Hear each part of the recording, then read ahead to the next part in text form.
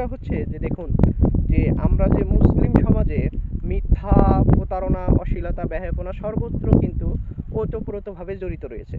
যে মিথ্যা আমাদের রক্ত এবং মাংসে মিশে গেছে। আমরা মিথ্যা না বলে আমাদের দিনটা আমরা শুরু করতে পারি না।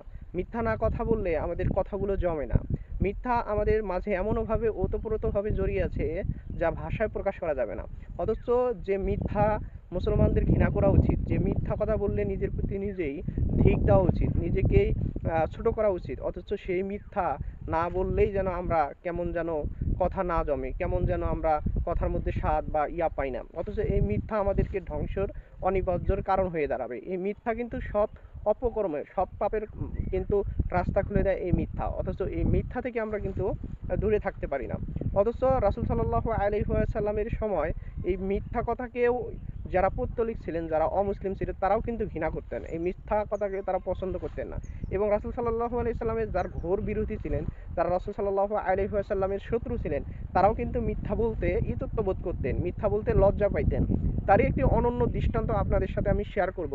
সেটা হচ্ছে যে দেখেন, যখন রাসূল সাল্লাল্লাহু আলাইহি ওয়াসাল্লাম বাদশাহ হিরক্লিয়াসের কাছে বা বাদশাহ হেরাক্লিয়াসের কাছে যখন একটা চিঠি লিখলেন, ওই চিঠি লেখার পরে যখন বাদশাহ হিরক্লিয়াস চিঠিটা পেলেন, তখন এই আরবি না বোঝার কারণে তিনি খুঁজতে লাগলেন যে কে আরবি জানেন। খুঁজতে খুঁজতে পেয়ে গেলেন আবু সুফিয়ানকে। আর আবু সুফিয়ান এমনই একটি ব্যক্তি যিনি মোহাম্মদ সাল্লাল্লাহু আলাইহি ওয়াসাল্লামের ঘোর বিরোধী শত্রু। যেমন তেমন শত্রু না, ঘোর বিরোধী শত্রু। তো মোহাম্মদ সাল্লাল্লাহু আলাইহি সাল্লামকে শত্রুকে পেলেন এবং নিয়ে আসলেন। বাদশাহ হিরক্লিয়াস বললেন যে তোমাদের দেশে মোহাম্মদ সাল্লাল্লাহু আলাইহি সাল্লাম তিনি চিঠি লিখেছেন। তো কি লিখেছেন আমাদেরকে পরে একটু শোনান। তো মোহাম্মদ সাল্লাল্লাহু আলাইহি সাল্লামের ঘোর বিরোধী যে শত্রু আবু সুফিয়ান, তিনি কিন্তু মোহাম্মদ সাল্লাল্লাহু আলাইহি সাল্লামের নামে একটিও মিথ্যা কথা বলে নাই। প্রত্যেকটা কথাই তিনি সত্য সত্য বলেছে।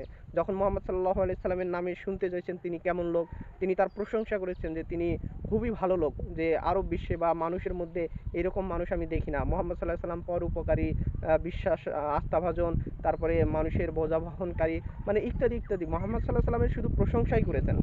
তো অথচ মোহাম্মদ সাল্লাল্লাহু আলাইহি সাল্লামের ঘোর বিরোধী। তো এই ইহুদি, খ্রিস্টান বা পৌত্তলিকেরাও মোহাম্মদ সাল্লাল্লাহু আলাইহি সাল্লামের নামে মিথ্যা কথা বলতো না। তারা জানতো যে মিথ্যা কথা বললে নেতা হওয়া যায় না, মিথ্যা কথা বললে রাষ্ট্রীয় ভালো কোনো পদে অধিষ্ঠ হওয়া যায় না। তো মিথ্যাকে তারা সর্বত্র ঘৃণা করতেন। তারা অমুসলিম হয়েও মিথ্যাকে প্রত্যাখ্যান করেছেন। অথচ আমরা মুসলমান হয়ে মিথ্যা কথা বলতে 2 সেকেন্ডও আমরা বিবেচনা করি না, বা কথায় কথায় আমরা মিথ্যা বলি। অথচ মিথ্যা সব পাপকে জড়িয়ে ফেলে। যেমন একটি ঘটনা, রাসূল সাল্লাল্লাহু আলাইহি সাল্লামের কাছে এক ব্যক্তির নামে অভিযোগ করা হলো যে তিনি চুরি করে, আবার হচ্ছে রাত্রে সলাতও আদায় করে, বা মুসলিমদের যে বিষয়গুলো এগুলো পালন করে।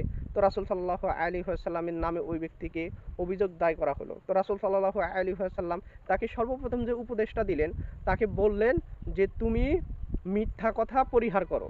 তো তোমার কাছে একটাই দাবি, সেটা হচ্ছে তুমি মিথ্যা কথা বাদ দাও, আর যা ইচ্ছা তুমি তাই করতে পারো। তখন ওই চোর, তিনি চুরি করতেন।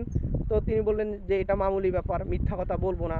রাসূল সাল্লাল্লাহু আলাইহি ওয়াসাল্লামের কাছে প্রতিশ্রুতিবদ্ধ হলেন যে তিনি আর মিথ্যা বলবেন না। তবে যখন তিনি চুরি করতে গেলেন, তখন তার মনে পড়লো যে কালকে যদি রাসূল সাল্লাল্লাহু আলাইহি ওয়াসাল্লাম বলে যে তুমি কি চুরি করতে গেছিলা, তখন তো আমি মিথ্যা কথা বলতে পারবো না। তো এই চিন্তা ভাবনা থেকে তিনি কিন্তু আর চুরি করলেন না, ফিরে আসলেন। যে কারণ, যে রাসূল সাল্লাল্লাহু আলাইহি ওয়াসাল্লামকে কথা দিয়েছেন তিনি আর মিথ্যা বলবেন না। তো সেই জন্য তিনি মানে চলে আসলেন। তো এইখান থেকে, এই ঘটনা থেকে বোঝা যায় যে মিথ্যা সব গুনাহের সাথে ওতপ্রোতভাবে জড়িত।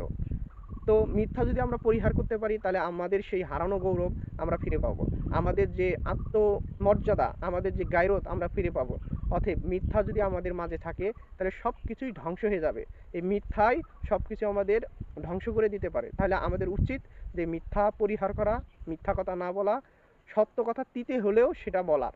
তাহলে দেখবেন আপনার মর্যাদা আর আপনার উচ্চ মাকামে অবস্থান করতে পারবেন। আর মিথ্যার সাথে জড়িয়ে গেলে আপনি ধ্বংস হবেন, আপনার সোসাইটি, পরিবার সবাই ধ্বংস হবে, আর গোনার প্রবণতাটা অনেক বেড়ে যাবে। তাহলে আমাদের উচিত আজকে থেকে মিথ্যা পরিহার করা। আল্লাহ সুবহানাহু ওয়া তাআলা আমাদের সবাইকে বোঝার তৌফিক দান করুক। ওয়া মা আলাইনা ইল্লাল বালাগ। আসসালামু আলাইকুম ওয়া রাহমাতুল্লাহি ওয়া বারাকাতুহু।